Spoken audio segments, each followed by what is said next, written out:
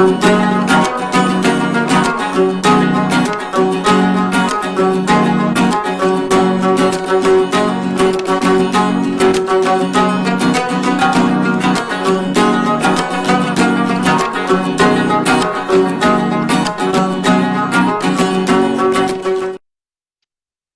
Welcome to MATV Kashmir in focus. नाज़रीन, जैसा कि आप जानते हैं, हर ट्यूसडे और थर्सडे को यूके टाइम 6:30 बजे हम ये प्रोग्राम लाइव आपके लिए पेश करते हैं और इसमें पाकिस्तानी कब्जे वाले जम्मू कश्मीर, पाकिस्तानी कब्जे वाले गिलगित बल्तिस्तान को खुसूसी फोकस में रखते हैं। लेकिन इसके साथ साथ हम यूनियन टेरिटरी जम्मू कश्मीर और यूनियन टेरिटरी लद्दाख के हवाले से भी कोई खबर हो या कोई बात आपके साथ शेयर करना जरूरी समझो तो वो जरूर हम आपके साथ शेयर करते हैं। और वाइडर पर्सपेक्टिव में हम जो है वो इंडिया को भी डिस्कस करते हैं और पाकिस्तान को भी डिस्कस करते हैं। तो सबसे पहले चलते हैं गिलगित बल्तिस्तान, जहां पर 5 दिसंबर को एक बहुत बड़ा एहतजाजी मुजाहरा हुआ गिलगित में, इत्तेहाद चौक में। गिलगित बल्तिस्तान की एक बड़ी मशहूर सिविल राइट्स ऑर्गेनाइजेशन है, गिलगित बल्तिस्तान अवामी एक्शन कमेटी। उन्होंने ये मुजाहरा था, इसमें उन्होंने चार्टर ऑफ डिमांड पेश किया। उस चार्टर में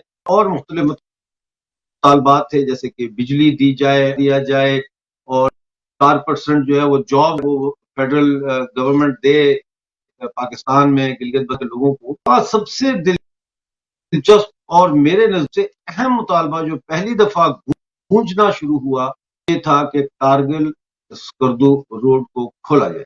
कारगिल स्कर्दू रोड खोलने का मुतालबा, ये बात बहुत अहम इसलिए भी है कि कहा गया कि जो बिछड़े हुए खानदान हैं उनको आपस में मिलने दिया जाए। ये यकीनन गिलगित बल्तिस्तान के लद्दाख के साथ यूनियन टेरिटरी के साथ जुड़ने की तरफ एक अहम पेशरफ्त तस्वर की जा सकती है। इसके अलावा मैं आपको ये बताता चलूं कि पाकिस्तान ने ऑफिशियली जो है वो गिलगित बल्तिस्तान के गंदम का जो कोटा है उसमें 20,000 बोरियों की कटौती कर दी है। याद रहे कि पाकिस्तान ने 50,000 टन गंदम जो है यानी गेहूं वो अफगानिस्तान भेजा है तालिबान की मदद के लिए।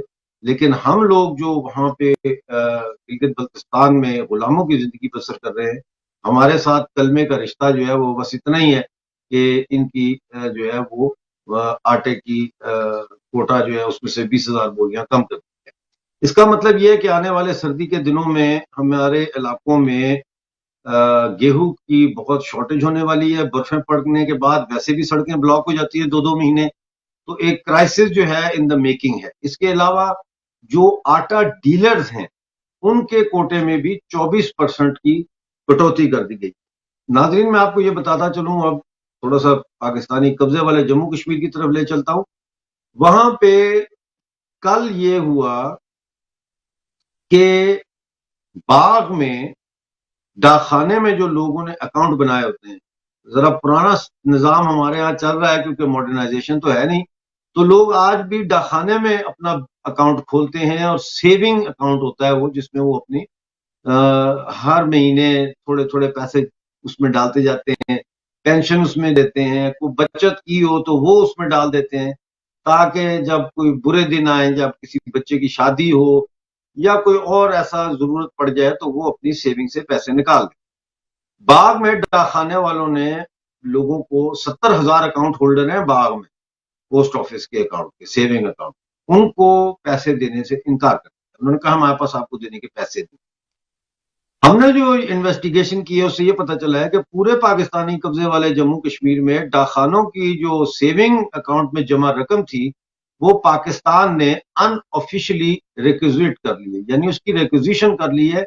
वो उन्होंने बैंकों से निकाल के पाकिस्तान में मुंतकिल कर दी है और उससे वो अपना खर्चा चला रहे हैं, जिसका मतलब ये है कि लाखों लोगों की जमा पूंजी जो है वो दरिया बुर्द होने जा रही है। नाजरीन, मैं आपको ये भी बताता चलूं कि इस वक्त चिनारी में जो है वो बहुत बड़ा मुजाहरा हुआ है POJK में, और उन्होंने जो ऑर्डिनेंस पास हुआ है जिसमें परमानेंसी जो होती है, एडहॉक वर्कर्स को परमानेंट करने का जो कानून है वो खत्म कर दिया है, जिसकी वजह से हजारों की तादाद में जो एडहॉक एम्प्लॉयज हैं या वर्कर्स हैं जो 15-15, 20-20 सालों से जॉब्स कर रहे हैं, उनकी नौकरियां खतरे में पड़ चुकी हैं। नाज़रीन, ये एक छोटा-सा ब्रीफ था जो पिछले 3-4 दिन का आपके सामने मैंने पेश किया। पाकिस्तानी कब्जे वाले जम्मू कश्मीर में इस वक्त नौजवानों में बड़ी तेजी से भारत की यूनियन टेरिटरी के साथ शामिल होने की जो इच्छा है, जो डिजायर है, वो अब सामने आ रही है और बहुत जल्द मुझे लगता है अब ये मुजाहरे होने वाले हैं कुछ, जिसमें लोग भारत को पुकारे। ऑलरेडी 20 दिसंबर को जम्मू कश्मीर अवामी पार्टी के लीडर लियाकत हयात ने यह दिया है कि अगर उनके 46 मुद्दे जो है वो जिसमें सब्सिडीज भी इंक्लूड है कि आपने खत्म किए उनको बहाल किया जाए, अगर इन मुद्दों पूरा नहीं करती तो तितरी नोट क्रॉसिंग पे लाइन ऑफ एक बहुत बड़ा धरना देने का उनका प्लान है 30 दिसंबर, जिसमें उन्होंने ये कि हम सिर्फ मदद के लिए पुकारे। नाज़रीन, आप जानते हैं एक बहुत बड़ा दिन था भारत के लिए, हम सब बड़े कि व्लादिमीर पुतिन सदर जो प्रेसिडेंट वो राजधानी में आए और उन्होंने मदद की। और पिछले प्रोग्राम में भी हमारे साथ एक्सपर्ट थे, क्या था कि $5.5 अरब जो है वो जो एयर डिफेंस सिस्टम है S-400 और उसके अलावा जो है वो 5.5 करोड़ का फैक्ट्री जो है वो लग रही है AK-203 राइफल, जिस राइफल तैयार हो और वो टेक्नोलॉजी ट्रांसफर 7 साल के बाद वो फैक्ट्रियां भारत में मुंतकिल कर दी जाए। पुतिन के साथ कोई ऐसी बात हुई जिसमें यूनियन टेरिटरी जम्मू कश्मीर में होने वाले आतंकवाद और पीओजेके और पीओजीबी पर पाकिस्तान के 74 साल के नाजायज कब्जे के हवाले से भी कोई गुफ्तगू हुई? आज हमारे साथ इन तमाम मौजूद पर गुफ्तगू कर आपके जाने पहचाने हमारे निहायत काबिल एहतराम मेजर जनरल AK सिवाज, हेड ऑफ टेरिटोरियल आर्मी और स्ट्रेटेजिक एनालिस्ट हमारे साथ शामिल हैं। इनका बहुत स्वागत है, बहुत शुक्रिया आपका हमारे साथ आज जुड़ने का। जनरल साहब, आपका बहुत स्वागत करते हैं, नमस्कार है आपको। नमस्कार मिर्जा साहब, मेहरबानी। अच्छा साहब, ये जो दौरा था, पहले बात तो ये एक दिन था, तो इसका मतलब ये है कि बड़ा ही इम्पोर्टेंट टूर था जिसमें वो अपनी रूटीन में से निकाला और वो दिल्ली आकर उन्होंने बड़े इम्पोर्टेंट दस्तखत किए। सबसे पहले तो हमें आप ये बताएं क्या एग्रीमेंट है दिल्ली और मॉस्को के दरमियान? देखो मिर्जा साहब, बहुत ही इम्पोर्टेंट दौरा था। ये 21वीं एनुअल समिट थी भारत और रूस के बीच में। आज आप देखो कि रूस की प्रॉब्लम चली है यूक्रेन में, वहां पर भी बहुत प्रॉब्लम थी, उसको छोड़ना। और जिस प्रकार से अभी जो पुतिन हैं 2 साल से बाहर नहीं गए हैं, एक्सेप्ट वो जिनेवा गए थे जो बाइडेन को मिलने, इसके अलावा वो और किसी देश में नहीं गए हैं। जो मल्टीलैटरल विजिट भी हैं वो भी उन्होंने वर्चुअल किए, मगर वो भारत में आए। इसका मतलब ये दर्शाता है कि भारत और रूस के रिलेशनशिप में जो खटास आ गई थी जो बीच में, वो बिल्कुल दूर हो गई है और वो भारत और रूस के रिलेशनशिप अब फिर अपस्विंग में है। 2-3 चीजें जो बड़ी इंपॉर्टेंट हुई हैं इस विजिट में। एक तो आपने ठीक बताया कि S-400 जो बेस्ट एयर डिफेंस सिस्टम है वो भारत ने लिया है, जो कि $5.4 बिलियन है, जिसकी 5 स्क्वाड्रन है और पहला स्क्वाड्रन जो है वो अब हमारे को इस साल में ही मिल जाएगा। इसको ये भी समझना पड़ेगा कि इसके जो था बड़ा प्रेशर था अमेरिका का कि हम रूस से ये S-400 ना खरीदें क्योंकि वो सेकेंडरी सैंक्शन लगा देगा काटसा के अंडर जो countering America's adversary through sanction act. मगर इसके बावजूद भी भारत ने खरीदे और अमेरिका इसके बदले में हमें देना चाहता था third terminally altitude area defence system और पेट्रोइड मिसाइल, और कहीं ना कहीं वो ये भी बात कर रहा था ट्रांसफर ऑफ टेक्नोलॉजी की। मगर भारत ने एक बहुत ही बड़ा इंपॉर्टेंट डिसीजन लिया अपनी डिफेंस के लिए कि ये सबसे अच्छा एयर डिफेंस सिस्टम है, थर्ड से बहुत ज्यादा अच्छा है, तो हम उसकी तरफ गए। और यह भी ध्यान रखना पड़ेगा, रूस को भी काबिले तारीफ है कि उसको भी प्रेशर था कि S-400 वो ना दे भारत को, क्योंकि चीन ने उसको खरीद लिया था। चीन बड़ा प्रेशर डाल रहा था कि भारत को S-400 रूस मना कर दे, मगर रूस ने भारत को दिया। तो ये एक बड़ी इंपॉर्टेंट चीज है। ये भी दर्शाता है जो रूस को थोड़ी सी गलतफहमी हो गई थी कि भारत जो अमेरिका की तरफ ड्रिफ्ट हो रहा है, उसके अंदर भी सोचने में बदलाव आया। और दूसरा बदलाव आया जो भारत ने अप्रिशिएशन की थी अफगानिस्तान के बारे में, वो बड़े काबिले तारीफ। भारत ने बार बार बताया था कि वहां पर Afghan led, Afghan control, Afghan owned government होनी चाहिए, टेररिज्म का कोई रोल नहीं होना चाहिए, इंक्लूसिव गवर्नमेंट होनी चाहिए। उसमें कहीं ना कहीं रूस का नजरिया कुछ और था, मगर जैसे जैसे सिचुएशन अनफोल्ड हुई, अब उसका भी नजरिया वही होगा जो भारत का नजरिया था। इसलिए अब कोऑपरेशन उस पहल पे बढ़ गई, क्योंकि रूस को लगता है अगर वहां पर टेररिज्म और रेडिकलाइजेशन बढ़ता है तो वो जा सकता है उसकी सेंट्रल एशियन स्टेट जो कजाकिस्तान, तुर्कमेनिस्तान, तुर्कमेनिस्तान वगैरह, जो कि रूस की सॉफ्ट वैली है, और वहां से रूस में भी आ सकता है। तो वो उसको बड़ा चिंता का विषय है। इसलिए भारत और रूस के बीच में अफगानिस्तान के लेके भी काफी तालमेल हुआ है। इसके साथ साथ आपने ठीक बोला, AK-203 जो असॉल्ट राइफल है, 6 लाख से ज्यादा भारत के अंदर बनेगी। अमेठी में जॉइंट प्रोडक्शन है, ट्रांसफर ऑफ टेक्नोलॉजी है, मेक इन इंडिया कॉन्सेप्ट है, 5100 करोड़ की है। ये एक काबिले तारीफ है। ऐसा लगता है कि अब भारत और रूस के बीच में और ज्यादा कोऑर्डिनेशन कोऑपरेशन होगा। इसके अलावा 3-4 चीजें और हुई हैं। एक तो हम T-90 400 टैंक और खरीदने की बात कर रहे हैं। इसके बाद हमने MiG-29 और सुखोई 30 MKI भी और ज्यादा जो अभी रूस से लेने की बात हो रही है। इसके अलावा सबसे इंपॉर्टेंट चीज क्या हुई है मिर्जा साहब, अभी तक हम जो थे कि मिलिट्री हार्डवेयर पे ही फोकस थे, क्योंकि हमारा पहले 70% के करीब जो मिलिट्री हार्डवेयर रूस से आता था वो घट के अभी 55% रह गया है। हमने इन्वेंट्री को इलाज किया है, हम अमेरिका से भी ले रहे हैं, हम फ्रांस से भी ले रहे हैं, हम इजराइल से भी ले रहे हैं, और हमने साउथ कोरिया से भी लिया K9 वज्र। मगर अब हमारा फोकस थोड़ा सा इकोनॉमी की तरफ भी हो गया है, जिस प्रकार से कि हम वहां पर गैस भी लेंगे और क्रूड ऑयल भी लेंगे। और दो जो इंपॉर्टेंट मुद्दे हैं कि हम इकोनॉमी के लिए जो 2 कॉरिडोर को खोल लेंगे, एक तो मल्टी मॉडल जो नॉर्थ साउथ ट्रांसपोर्ट कॉरिडोर है जो चाबार तक बाय शिप है, उसके बाद अफगानिस्तान से सेंट्रल एशियन स्टेट, फिर नॉर्थ साउथ ट्रांसपोर्ट कॉरिडोर जोड़ता है रूस को और ईस्ट यूरोप को। वो बहुत अहमियत है ट्रेड को बढ़ाने के लिए, सेंट्रल एशियन स्टेट और भारत का ट्रेड रूस और ईस्ट यूरोप में। और दूसरा है जो चेन्नई से अभी आया है वेडिस्टॉक के लिए एक मैरीटाइम रूट, वो भी एक कॉरिडोर है जिसके अंदर फार ईस्ट में रशिया में बहुत तालमेल होगा, क्योंकि आपको मालूम है जो रूस का ईस्टर्न पोर्शन है वो ऑयल में बहुत रिच है, गैस में बड़ा रिच है। तो इसलिए इसके बीच में व्लादिवोस्टोक और चेन्नई के बीच में ये मैरीटाइम कॉरिडोर। इसके साथ साथ ये भी डिसाइड हुआ कि भारत और रूस के बीच में जो ट्रेड है वो बढ़ना चाहिए और 2025 तक $30 बिलियन होना चाहिए। डायरेक्ट इन्वेस्टमेंट करीब करीब $50 बिलियन होनी चाहिए, क्योंकि उसका बहुत स्कोप है। देखो, आपको यह भी सोचना पड़ेगा मिर्जा साहब, भारत और चीन के रिलेशन इतने अच्छे नहीं है, उसके बावजूद भी भारत और चीन का जो ट्रेड है वो $100 बिलियन है। तो ऐसे में भारत और रूस जो कि एक स्ट्रेटेजिक है, आपने बताया 100। हाँ, कुछ बोला मिर्जा साहब आपने? मैंने पूछा कितना, आपने बताया भारत और चीन का कितना ट्रेड है?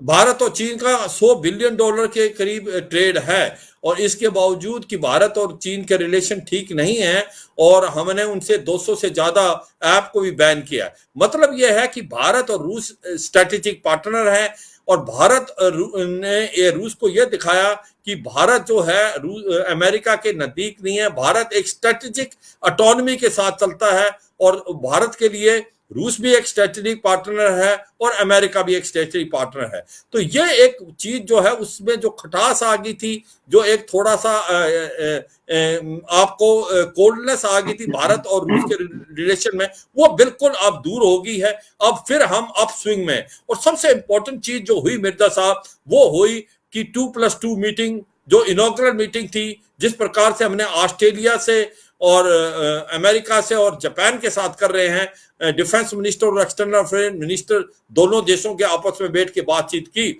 उससे क्या हुआ है कि हमारे रिलेशन में और भी ज्यादा नरमी आई है और काफी चीजें हुई हैं। एक और जो इम्पोर्टेंट पॉइंट था जिसपे साइन नहीं हुआ, मुझे लगता है आने वाले टाइम में होगा, जो है RELOS, that is reciprocal exchange of logistic agreement. वो एक प्रकार से वैसा ही था जिस प्रकार से भारत ने अमेरिका के साथ किया था, COMCASA plus LEMOA logistic exchange memorandum of agreement हमने अमेरिका के साथ किया है। ऐसा ही रिलॉस था जिससे दोनों देश एक दूसरे की बेसिस और पोर्ट्स का इस्तेमाल कर सकते थे अपने स्पोर्ट्स सिस्टम के लिए, मगर उसमें थोड़ी खामी है, उसको पूरा किया जाएगा, वो आगे साइन होगा। और अभी कहीं ना कहीं S-500 की भी बात हो रही थी, और S-500 जो है सबसे आधुनिक एयर डिफेंस सिस्टम, जो अमेरिका ने किसी को नहीं दिया है, उसके बारे में भी बातचीत हुई, उसको अनाउंस कुछ नहीं किया, मगर ऐसा लगता है आने वाले समय में भारत जो है उसको लेने को इच्छुक है और प्रेशर भी डालेगा कि उसको चीन पे को ना दे। एक बड़ी इंपॉर्टेंट चीज है यहां पर, जो S-400 में सेकेंडरी सैंक्शन लगानी थी अमेरिका ने, वो ऐसा लगता है कि वो नहीं लगाएगा, क्योंकि उसको भी समझ आ गई है कि भारत की ये जरूरत थी, और मुझे लगता है प्रेसिडेंट की वेवर उसके लिए दे देगा, जबकि उसने टर्की पे और चीन पे ये सेकेंडरी सैंक्शन लगाई हैं, स्पेशली टर्की पे F-35 भी देना मना कर दिया है अमेरिका ने। तो ओवरऑल एक विजिट जो थी, एक बहुत अच्छी विजिट थी, और बड़े उसमें कई चीजें आई, और जो हम भारत और रूस के बीच में जो रिलेशनशिप में खटास आ गई थी, वो दूर होके अब मेरे को लगता है रिलेशनशिप अप स्विंग में है। मिर्जा साहब, तो अब आप क्या देखते हैं कि इस दौरे के दौरान क्या प्यूटन जी और मोदी जी के दरमियान आतंकवाद के ऊपर भी डिस्कशन हुई, कश्मीर के हवाले से कोई? हाँ देखो, बिल्कुल आतंकवाद के बारे में दो तरफ से हुई है। एक तो आतंकवाद जो कि इंटरनेशनल टेररिज्म कहीं अफगानिस्तान से ना फैले, जैसे अल कायदा, इस्लामिक स्टेट, और इसी प्रकार से लश्कर तोबा जैसे मोहम्मद आतंकवादियों के बारे में भी बातचीत हुई है। और पूरा ये मतलब कि जो आप क्वेश्चन मेरे को पूछ भी रहे थे, पहले बातचीत कर रहे थे कि क्या पुतिन और जो मोदी के बीच में बातचीत हुई है पाकिस्तान ऑक्यूपाइड कश्मीर को लेके, मुझे लगता है इसमें कोई शक नहीं कि टेररिज्म के बारे में बातचीत हुई है। ये तो साफ सुथरे शब्दों में भारत ने बताया है पुतिन को कि लश्कर तोबा जैसे मोहम्मद जैसे आतंकवादी जो है वो पीओके में पलते हैं, उनको भारत में भेजा जाता है, और यह कोई सीक्रेट तो है नहीं, ये तो पुतिन भी खुद जानते हैं। इसीलिए तो पाकिस्तान आज फाइनेंशियल एक्शन टास्क फोर्स की ग्रे लिस्ट पे भी है। मगर उससे ज्यादा इंपॉर्टेंट चीज हमारे लिए थी कि हम ये बताएं पुतिन को कि भाई आपका जो रिलेशनशिप है अभी पाकिस्तान और जो इसके रूस के बीच में रिलेशनशिप में कुछ सुनने में आया था कि कुछ गर्मी आ रही है, और उनकी जॉइंट एक्सरसाइज भी हो रही थी, और कुछ हथियार खरीदने की बातचीत हो रही थी। मगर वो शक और सवाल दूर हो गए हैं। उसकी वजह दो है। एक तो कहीं ना कहीं वो जो नजदीकी थी, वो शायद प्रेशर डालने की कोशिश थी भारत के ऊपर कि अमेरिका की तरफ ड्रिफ्ट ना हो। मगर जो खरीदने वाली थी वेपन, रूस किसी को वेपन मुफ्त तो देता नहीं, और पाकिस्तान के अंदर इतनी काबिलियत और क्षमता है नहीं कि वो हथियार किसी से खरीद सके, क्योंकि वो तो वैसे ही कर्जे के अंदर डूबा हुआ है। 186 करोड़ का कर्जा है। तो ऐसे में मुझे नहीं लगता पाकिस्तान और रूस के बीच में कोई तालमेल हो सकता है। मगर भारत के साथ तालमेल होगा। अगर कल को कुछ भी लड़ाई की सिचुएशन होती है, तो मुझे लगता है रूस भारत की मदद करेगा। जब भारत और चीन के रिलेशनशिप खराब हो गए थे ईस्टर्न लद्दाख में, तो उस समय भी जो रूस है वो ही आगे आया था, और जो हमें अर्जेंट परचेजेस करने पड़े, हथियार लेने पड़े, कुछ टैंक्स लिए, कुछ एयरक्राफ्ट लिए, कुछ स्पेयर पार्ट्स और मेंटेनेंस के लिए रूस खुल के भारत के साथ आया था। तो ये एक बड़ी इंपॉर्टेंट चीज है। ये विजिट बहुत हिस्टोरिक थी, और एक बड़ा नया पहल लेके एक और इसमें इंपॉर्टेंट चीज हुई मिर्जा साहब कि हमारी जो कोऑर्डिनेशन, कोऑपरेशन और टेक्निकल जो मेनली असिस्टेंट एंड कोऑपरेशन है और डिफेंस में, उसका भी एक रोड मैप और हुआ है तैयार 2021 से लेके 2031 के लिए। तो वो भी एक बहुत इंपॉर्टेंट चीज है कि भारत और जो रूस के बीच में टेक्निकल कोऑर्डिनेशन डिफेंस के मामले में और क्लोजनेस और बढ़ेगी, और उसके लिए एक बड़ा अच्छा रोड मैप बनाया गया है कि किस प्रकार से हम उसके ऊपर माइलस्टोन होंगे और बार प्रोग्रेस करते चले जाएंगे। मिर्जा साहब, अच्छा, आखिर आपसे ये जानना चाहूंगा कि पाकिस्तानी कब्जे कश्मीर और पाकिस्तानी कब्जे वाला गिलगित बल्तिस्तान को बहुत जल्द भारतीय यूनियन में शामिल, भारत की रिपब्लिक में शामिल हो दोबारा, तो ऐसे में आप क्या समझते हैं कि पाकिस्तान वावेला करते, तो उस सूरत में देख लॉजिकली और कानूनन लीगली ये हम, तो अगर पाकिस्तान शोर करता है तो सूरत में क्या रूस हमारे हक में स्टैंड, आप कैसे? हाँ बिल्कुल, देखो पाकिस्तान अगर इसमें कोई शक नहीं है कि रूस ने शुरू से ही भारत का जो पक्ष लिया है जम्मू एंड कश्मीर के लिए। उसने हरदम ये बोला है कि जम्मू एंड कश्मीर भारत का हिस्सा है और भारत के पास आना चाहिए, और वो उन्होंने हरदम यही बात की है कि जब 26 अक्टूबर 1947 में इंस्ट्रूमेंट ऑफ एनेक्सेशन साइन किया था महाराजा हरि सिंह ने, उसके बाद ये जम्मू एंड कश्मीर पूरा भारत का हिस्सा हो गया। और मुझे लगता है कि जब यूनाइटेड नेशन में भी कहीं भी जम्मू एंड कश्मीर की बात आई है तो रूस भारत के साथ खड़ा हुआ है। और अगर कल को कुछ ऐसी बात होती है जिस प्रकार से अभी सिचुएशन बन रही है, धीरे धीरे वहां से लोगों का मन बन गया है, गिलगित बाल्टिस्तान और पाकिस्तान ऑक्यूपाइड जम्मू एंड कश्मीर वो भारत में मिलना चाहते हैं, और ये मुझे लगता है ये 2-3 साल में कार्रवाई होगी। इसमें रूस काफी मदद करेगा। रूस का मदद करने का तरीका यह है कि कहीं भी कोई अगेंस्ट कोई चीज जाती है उसका मुझे लगता है रूस हमारे को बहुत ज्यादा फाइनेंशियल हेल्प तो नहीं मगर वेपन की हेल्प देगा। जहां हमें वेपन चाहिए, जहां हमें एम्यूनिशन चाहिए, जहां हमें स्पेयर पार्ट चाहिए, वो हमारी फुल सपोर्ट करेगा और डिप्लोमेटिक लेवल पे भी भारत के साथ खड़ा होगा। मुझे लगता है कि जिस प्रकार से पुतिन ने बहुत अच्छा बात बोला कि India is a time tested friend, और ये बात हम भी कह सकते हैं रूस के बारे में कि रूस is also time tested friend. 1971 की बात कौन भूल सकता है, जो peace and friendship treaty sign हुई थी 72 में, जिस प्रकार से रूस बिल्कुल सामने आके खड़ा हुआ था जब अमेरिका भारत के अगेंस्ट था, और वो जो 7th फ्लीट लेके आ गया था अरेबियन सी में और बे ऑफ बंगाल में। तो ऐसे में मुझे लगता है रूस का जो रोल बहुत ही पॉजिटिव होगा और बड़ा काबिल, बहुत जरूरी होगा भारत के लिए, और मुझे लगता है कि वो प्रेशर भी डालेगा और हमको हर तरफ से सपोर्ट करेगा। यही नहीं, मुझे लगता है कि जो चीन के बारे में भी था उसके में भी जो रूस है उसका नजरिया कुछ और है, जैसा हम सोच रहे थे वो नहीं है, क्योंकि रूस भी नहीं चाहता कि चीन कुछ ज्यादा एक्सपेनिज्म करे, क्योंकि रूस आज चीन के साथ इसलिए है क्योंकि अमेरिका उनके दोनों के अगेंस्ट है, मगर रूस और चीन के बीच के अंदर भी काफी फ्रिक्शन पॉइंट हैं, और रूस नहीं चाहता कि चीन का छोटा ब्रदर बन के रहे।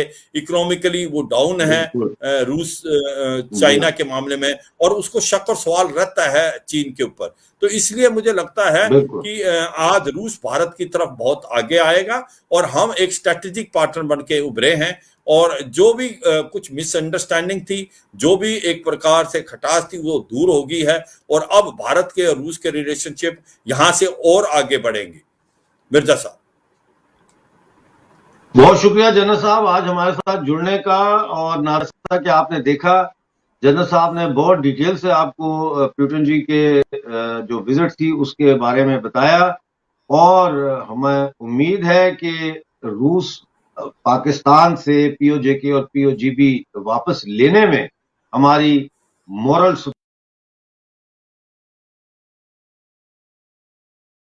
थर्सडे को शाम 6:30 बजे यूके टाइम के मुताबिक। उस वक्त तक के लिए डॉक्टर अमजद मिर्जा को इजाजत दी।